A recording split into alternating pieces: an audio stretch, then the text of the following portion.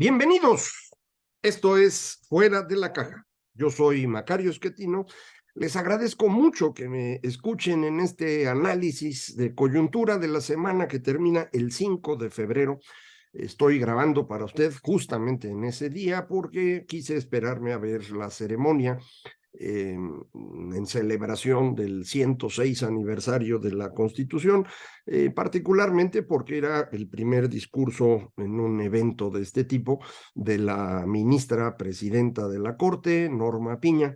Y bueno, pues quería yo escuchar sus palabras para tener una mejor idea de en qué dirección nos encaminamos. Creo que fue un discurso breve, son creo que 3 páginas la transcripción, bastante mesurado, cuidadoso. Me parece que se concentra en algo muy importante, la independencia del Poder Judicial. Lo dijo así, la independencia de la judicatura es determinante para la democracia. Creo que fue una buena forma de tomar posición frente al presidente, frente a representantes de los estados, de los poderes federales, incluida ella misma. Creo que dejó claro que le importa mucho a ella. Ya lo había dicho, pero ahora lo refrenda en un evento público. Le importa mucho a ella defender el poder judicial.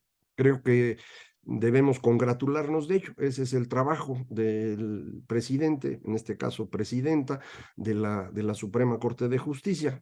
Hay un comentario muy breve. A algunas personas no les gusta que se use el término presidenta. Lo lamento, es un término correcto, que incluso es preferible, perdón, según la Real Academia y según el uso ya consuetudinario del lenguaje. Entonces, pues si no les gusta, por así que ni modo.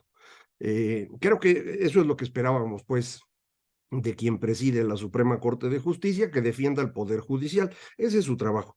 No es trabajo del presidente de la Corte hacer TikToks o tratar de posicionarse políticamente o ser útil al presidente o coincidir en un proyecto político. Esa no es chamba del presidente de la Corte. Eso fue lo que hizo Saldívar y por eso me parece fue un muy mal presidente de la Corte.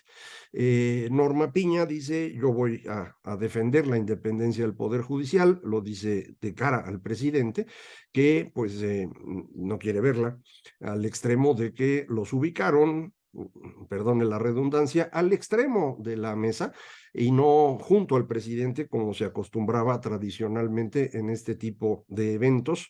Los 3 poderes quedaban en el centro y alrededor ya los miembros del gabinete. Aquí no, aquí los mandaron hasta allá, tanto a Santiago Krill, presidente de la Cámara de Diputados, como a Norma Piña, presidenta de la Corte. Es una falta de respeto, una falta de educación, pero es normal en alguien como López Obrador, quien aprovechó este espacio para regresarnos al nacionalismo revolucionario sin duda alguna. Habló sobre las grandes maravillas de la Constitución, sobre cómo el proyecto de la Constitución guiaba rumbo al desarrollo. Estos cuentos que usted probablemente aprendió en primaria, si es tan viejito como yo, los ha escuchado ahora muy frecuentemente de parte del presidente, de sus amanuenses, los que le escriben este tipo de discursos, que son historiadores profundamente ideologizados, que solo pueden encontrar en la historia lo que están buscando, que es la, eh, digamos, ratificación de la utopía en la que ellos creen. Lo he estado comentando y lo voy a profundizar en los grabaciones de largo aliento. Las utopías son criminales, es una muy mala forma de tratar de guiar una sociedad cuando lo hacemos, cuando hablamos de un fin claro que tiene la historia, la construcción social, la nación, lo que usted quiera. El resultado es la violencia siempre, la muerte, porque no todos pensamos igual ni nunca lo haremos. Para poder homogeneizar a la sociedad en una dirección, pues hay que ir quitando mucha gente que piensa distinto y la forma de quitarla es matarla. Eso es lo que hicieron todas las utopías. Si esta que está tratando de relanzar López Obrador tiene éxito, así será. Yo espero que no tenga éxito porque pensar todos de la misma manera no me parece el camino correcto. Yo soy creyente en la idea de que cada quien puede pensar diferente y lo que necesitamos es encontrar mecanismos sociales para aliviar las diferencias. Esos mecanismos son precisamente la democracia. El cómo vamos a decidir quién va a gobernar por mayoría de votos, el cómo vamos a evitar que esa persona que vaya a gobernar abuse de los derechos de las minorías. Esa es la democracia liberal. Y eso es lo que habíamos estado construyendo en México hasta que llegó este señor que está completamente dedicado a destruir esa democracia liberal para quedarse él en el poder el mayor tiempo posible. Ya lo hemos platicado muchas veces. Su objetivo era ese, su falta de visión estratégica lo llevó a desperdiciar los primeros 3 años de su gobierno cuando pudo haber modificado la constitución en esa dirección y ahora pues ya no puede hacerlo, de manera que quiere poner en la presidencia a alguien que cumpla todos sus deseos. La candidata es Claudia, sin duda, es quien va a ser pues su títere, porque ella de manera personal no tiene ninguna posibilidad de ganar nada, ni tiene carisma, ni tiene ahora nada que ofrecer después de que la Ciudad de México pues se ha venido deteriorando de manera considerable. Entonces, el objetivo, ya le digo, es ese. En esa dirección, López Obrador necesita deshacerse de todos los que le estorban. Y lo que no parece haber entendido es que todos los que le estorban son demasiados. No estamos hablando de unos poquitos. Paulatinamente va incrementando el número de enemigos. Él dice que no son enemigos, que son adversarios. Por la forma como se refiere a ellos, pues yo creo que son enemigos porque pues los insulta, los agrede de forma poco, digamos, comedida para alguien que piensa que se deben discutir las ideas. Él no piensa en eso, él piensa que sus ideas son las únicas que valen. Entonces, esta semana, cuando se presentó un proyecto de varios políticos, muchos de ellos ya viejitos, que se organizaron para presentar una alternativa, López Obrador se enojó mucho y descalificó específicamente a Cuauhtémoc Cárdenas, sin quien él, López Obrador, no existiría. Fue Cuauhtémoc Cárdenas quien cometió el error de impulsarlo a dirigir el PRD, de dejarlo pasar como su sucesor en el gobierno de la Ciudad de México. Y fue hasta entonces, cuando López Obrador ya tenía poder claro, es decir, cuando era jefe de gobierno, que Cárdenas se da cuenta del error. Y se da cuenta porque López Obrador se dedica a destruirlo a él y, antes que nadie, a Rosario Robles, su sucesora, en el periodo en el cual Cuauhtémoc se lanza como candidato nuevamente en el año 2000. Eh, Cárdenas impulsa, le digo, a López Obrador, un político tabasqueño, priista hasta el último momento. Solo se salió cuando no le dieron la candidatura, cuando lo expulsaron prácticamente del PRI de Tabasco, pues fue a buscar ahí ayuda de parte de el viejo PRI, el PRI echeverrista, el de Cuauhtémoc, para que pues desde el PRD le dieran espacio y fue logrando poco a poco ascender. Ya sabe usted, fue justo en ese momento cuando el ingeniero Cárdenas me pidió a mí el que ayudara a López Obrador como asesor en materia económica.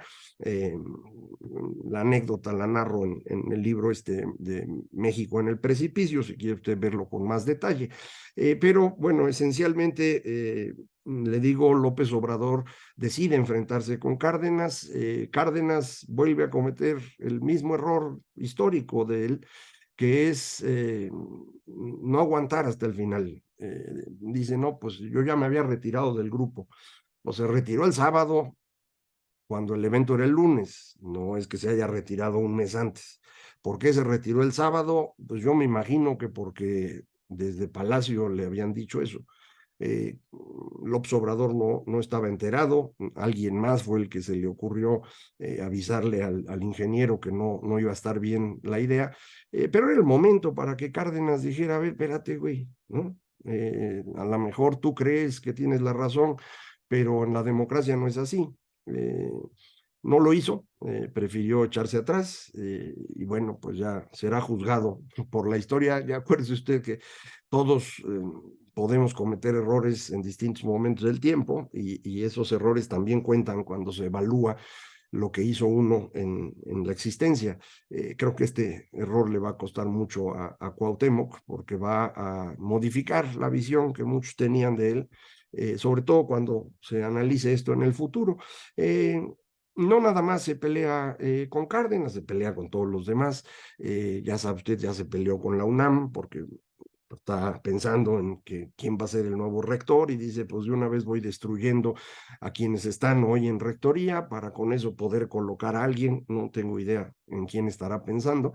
Eh, y esta continua búsqueda de adversarios que, insisto, creo yo, son realmente enemigos de López Obrador, lo que provoca es que él se vaya quedando más solo. eh, Te dirá, pero sigue siendo muy popular. Pues yo insisto en que la popularidad de López Obrador es bastante menor, es muy similar a la que tenían Zedillo, Fox, Calderón. Claro que comparado con Peña Nieto parece popular, porque a Peña Nieto no lo quería nadie, pero a los demás estaban igual que como está hoy López Obrador. En la encuesta del Financiero, que es la que a mí me parece más confiable, porque está bien hecha y porque aparece cada mes y esto permite un seguimiento. El dato de enero es que cae tantito la aprobación de López Obrador, pero sube también el rechazo. Y la diferencia entre los dos, aprobación menos rechazo, por primera vez en todo el gobierno, está ahora abajo de 10 puntos. Había estado una diferencia de hasta 70 puntos a favor de López Obrador. En febrero de 2019, cuando todavía estaban todos emocionadísimos porque había ganado y porque iba a gobernar muy bien y todo eso, pues tenía 70 puntos a favor, digamos, el 90% lo aprobaba y el 20% lo rechazaba. No son las cifras, pero para que tenga usted una idea. Ahora ya nada más es 9, ¿no? Entonces ha perdido una cantidad considerable del apoyo como resultado de malas decisiones. Yo pienso que hubiera perdido más rápido si no lo salva la pandemia. Esto se ve muy claramente en las gráficas tanto de aprobación y rechazo como de confianza del consumidor, que es un muy buen indicador de cómo se sienten las personas frente a lo que está pasando, digamos, en materia económica, pero en lo general también. En los últimos 3 meses, noviembre, diciembre, enero, un incremento muy significativo de la confianza del consumidor, pero el momento más interesante de este indicador de confianza ocurre alrededor del triunfo de López Obrador y luego su toma de posesión. El indicador de confianza del consumidor, además de medir eso, mide qué probabilidad tiene una persona o percibe que tiene una persona de comprar aparatitos, ¿no? Celulares, televisión, refrigerador, lavadora. Mide también cómo perciben las personas la situación de su hogar contra el año pasado y cómo esperan que esté el año que sigue. Y las mismas preguntas con respecto al país. Bueno, estas del país, la diferencia entre lo que ven a futuro y lo que perciben que ha ocurrido en el año anterior se hace brutalmente distinta alrededor del triunfo de López Obrador. Verdaderamente, los mexicanos, según el indicador de confianza del consumidor, estaban convencidos cuando votaron por López Obrador que eso iba a transformar positivamente al país. El indicador brinca de manera importante para que tenga usted una idea. Normalmente la diferencia a favor del futuro, porque los seres humanos somos optimistas, es de 10 puntitos. Con la elección de López Obrador se va a más de 20 puntos. Y esto se mantiene los primeros meses después del triunfo y vuelve a entrar cuando la toma de posesión de López Obrador. Unos brincotes, se borraron de inmediato y ya venían cayendo de manera muy notoria cuando llega la pandemia. Y la pandemia le sirve a López Obrador muchísimo, porque el bicho vino de fuera, pero las vacunas las trajo él y las repartió con su ejército. Y esa es la percepción de la población. Por eso, ese es uno de los sectores en donde la gente está contenta. Cuando usted le pregunta en las encuestas a la población cómo está la economía, pues, mitad a favor, mitad en contra. ¿Cómo está la seguridad? Pues todos en contra. ¿Cómo está la corrupción? Igual todos en contra. ¿Cómo está la salud? La mayoría está a favor. ¿Por qué? porque creen efectivamente que fue López Obrador quien lo salvó del COVID. Esto no sé si ocurre en otro país del mundo, pero aquí sí. Tuvimos la mortalidad mayor por COVID en el mundo, y sin embargo la gente está contenta. Esto es de la gran habilidad de López Obrador para engañar a la gente. Lo vuelve a hacer, le digo, el día de hoy en sus discursos sobre la Constitución y la Revolución Mexicana y otra vez regresar al nacionalismo revolucionario. Lo hace todas las mañanas. Es muy hábil para mentir porque no tiene escrúpulo alguno, no le importa realmente. Eh, si usted ha tratado de mentir, probablemente se acuerde de la sensación de culpa que se tiene por andar mintiendo, las dificultades para que la mentira pues no sea tan absurda. Él no se fija en esos detallitos, él se va con todo. Y no importa que sea absolutamente claro que está mintiendo, él eso dice. Y háganle como quieran.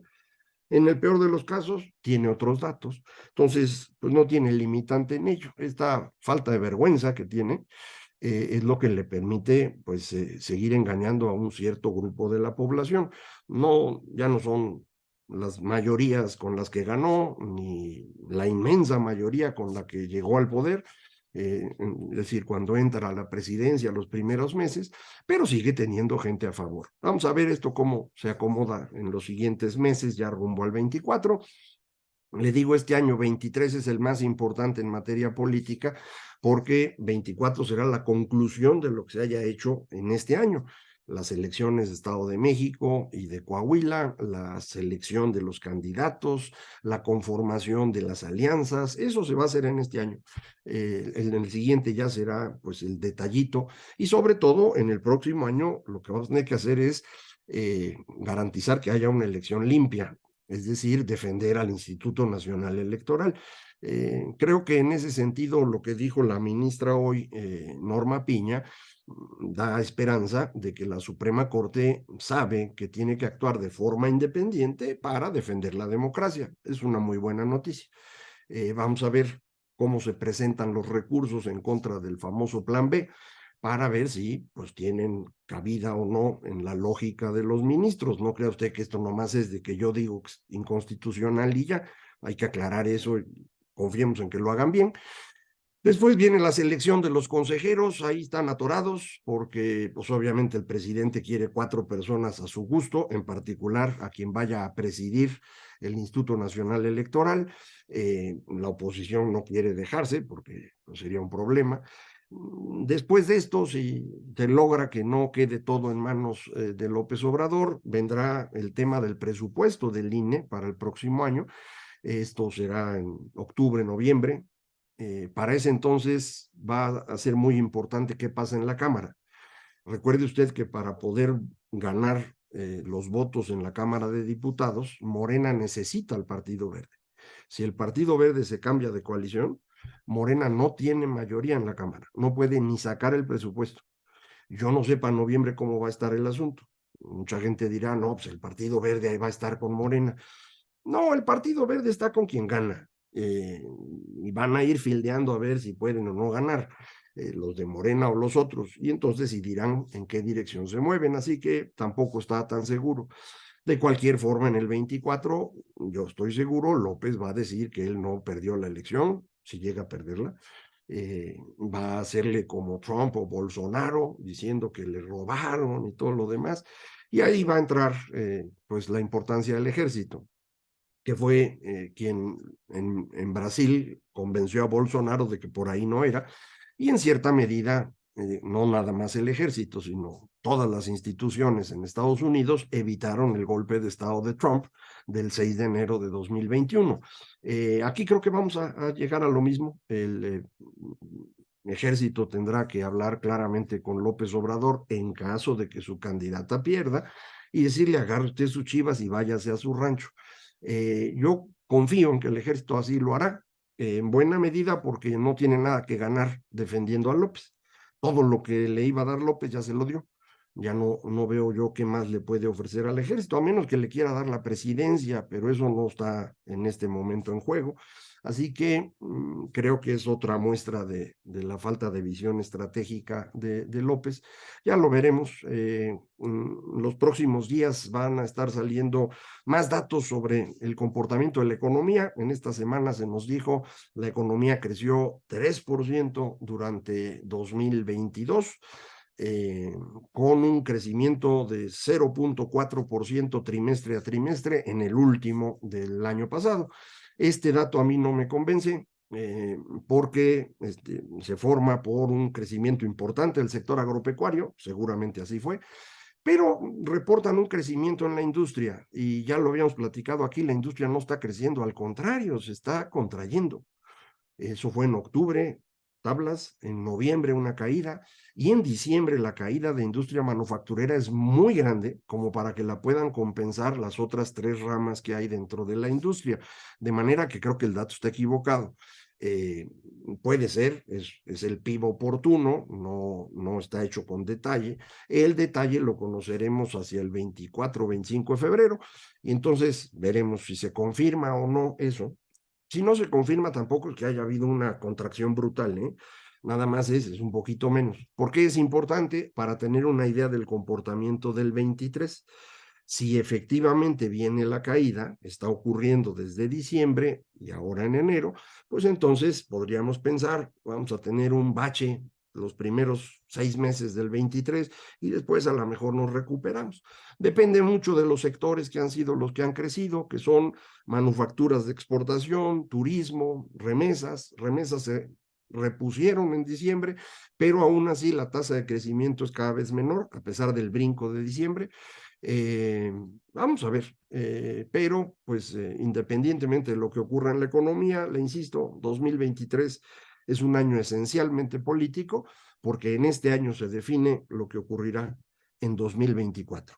Y todo eso aquí lo vamos a seguir platicando. Muchísimas gracias. Esto fue Fuera de la Caja.